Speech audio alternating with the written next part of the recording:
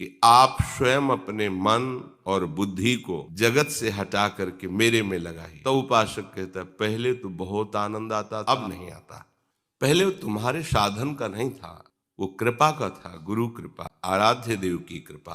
तो उनकी कृपा में कोई कंजूसी थोड़ी है, पर वो जी चाहते हैं कि आप अपनी ऊर्जा शक्ति परमार्थ की तरफ लगा। प्रभु चाहते हैं, उनके अंदर की बातें, वो आपको बलवान बनाना चाहते हैं। कृपा उन्हीं की, बल उन्हीं का, विवेक उन्हीं, शक्ति उन्हीं की, बस आपको उसका प्रयोग करना है सत मार्ग में। असत से अपनी वृत्तियों को हटाना और सत मार्ग में लगाना ये उन्हीं के बल से है, पर ये आपको करना होगा। इसीलिए प्रभु उपदेश करते हैं कि आप ऐसा कीजिए और आप ऐसा ना कीजिए। तो जैसा कहते हैं ना कीजिए उसे ना कीजिए, और जैसा विधान करते हैं कीजिए वैसा कीजिए। अगर हम प्रभु की आज्ञा मान लें तो वो कृपा सतत बढ़ती रहेगी। जो प्रारंभ में हमें आकर्षित किया, ये सबके साथ होता है। देवर्षि नारद जी अपने जीवन चरित्र को बताते हैं। मैं एक दासी पुत्र था, मेरी माँ ब्राह्मणों के यहाँ दासत्व करती थी। मैं छोटा था, उन ब्राह्मणों के यहाँ चातुर्मास्य करने के लिए संत जन पधारे। जब संत मंडली वहां चातुर्मास्य के लिए रुकी तो मुझे उन संतों की सेवा में उन ब्राह्मण ने लगा दिया। ये हमारा अहोभाग्य हुआ।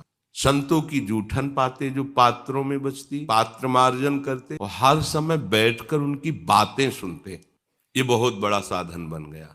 एक दासी बालक देवर्षि नारद बनता है। क्या बना? 4 महीने संतों की सेवा, उनके पाए हुए पात्रों का प्रसादी, शीत प्रसादी, और उनके वचनों को अमृत की तरह। बालक थे पर बहुत गंभीर होकर उनके वचनों पर संतों की विशेष कृपा उनके वचनों से जाती है। जो उनके वचनों की अवहेलना कर दे, थोड़ी भी मन की बात अपनी लगा दे, फिर वो उस कृपा का अनुभव नहीं कर।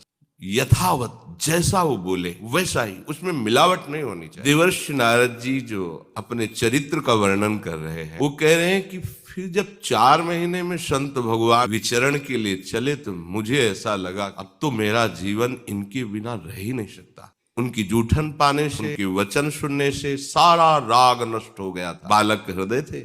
एक दिन सूचना मिली कि उनकी माँ को सर्प ने काट लिया, वो पधार गए, बड़े आनंदित हुए। चलो एक मोह की फांसी कटी।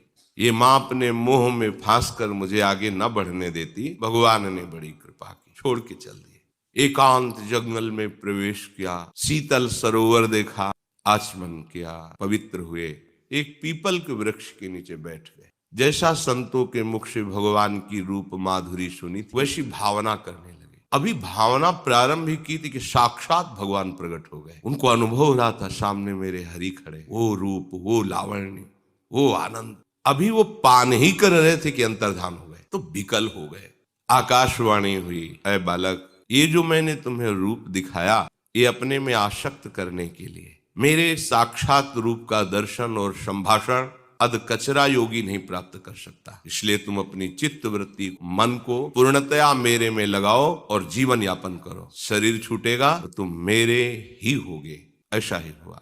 प्रभु की आज्ञा मानकर रात दिन नाम में चित्त को डुबोया। मृत्यु का समय आया तो भगवत स्मृति का अभ्यास, निरंतर अभ्यास, तो भगवत स्मृति करते हुए ही प्राण छूटे। तो अगला उनको जन्म मिला नारद जी का। स्वयं नारद जी अपने चरित्र को बताते हैं।